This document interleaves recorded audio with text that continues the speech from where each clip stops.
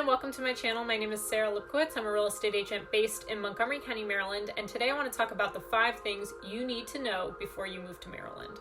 The first thing that I think is incredibly important for people to know before they move to Maryland is that everything here is structured by the county for the most part.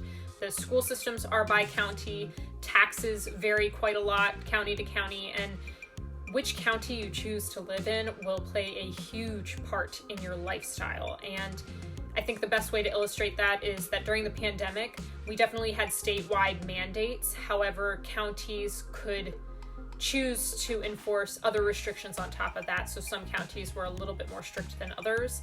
And so it's a really, really important thing to do your research before you choose a county to live in. The next thing you need to know is that Maryland is small, but it is densely populated.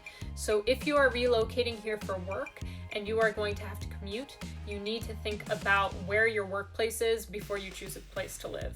And you need to do your research on what the commute looks like, because quite obviously, around the DC area, around Baltimore, the traffic is going to be quite heavy.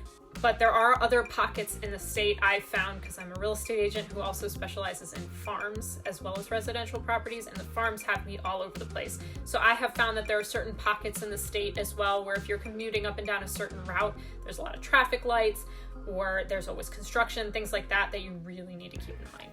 Maryland has a bit of a reputation for being a relatively expensive state, and I don't necessarily think that is untrue. Our housing values for the state as a whole sit at about $346,000, and that is not cheap. However, there are more affordable parts of the state. For example, if you're in Montgomery County, that is probably our most expensive county to live in. You've got a housing value that sits at around $531,000 on average.